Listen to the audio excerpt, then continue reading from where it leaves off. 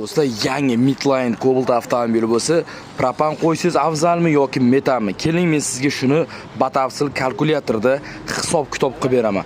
Ahamiyat berib qo'yasizlar. 90 talik metan uстановка qilib berdik 70 Qashqadaryodan kelgan akamizga. Endi hisob-kitob qiladigan bo'lsak, qarang.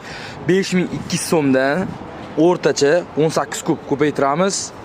18 ga 93600 so'mga Cobalt avtomobilida bemalol qaytarib o'tamiz. 250 dan oshiq kilometraj yurishingiz mumkin.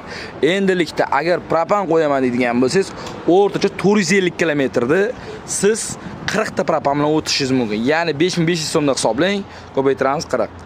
Ya'ni siz 220 ming so'm pulga bemalol 400 kilometr yurib o'tishingiz mumkin. Va propanni va metanni plyus va minusini точностini aytib o'tamiz.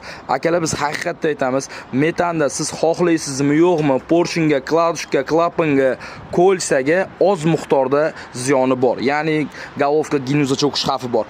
Endi propanni minusiga keladigan bo'lsak, propanda bir donagina anaeraziv filtr turadi, 20 ming so'm bo'ladi. O'sha filtrda har 4000 kilometrda almashtirib turish kerak. Endi pulini tafovutiga keladigan bo'lsak, o'rtacha hisob-kitob 450 kilometr metanda yurishingiz uchun siz 180-190 ming xarajat qilishingiz kerak. Propanda esa где-то 20 ming, 25 ming qimmat bo'ladi. Sifat va qulaylik Guliston metan gaz har qanday turdagi avtomobillarga Optim propan va metanni sizga taklif qilib qoladi.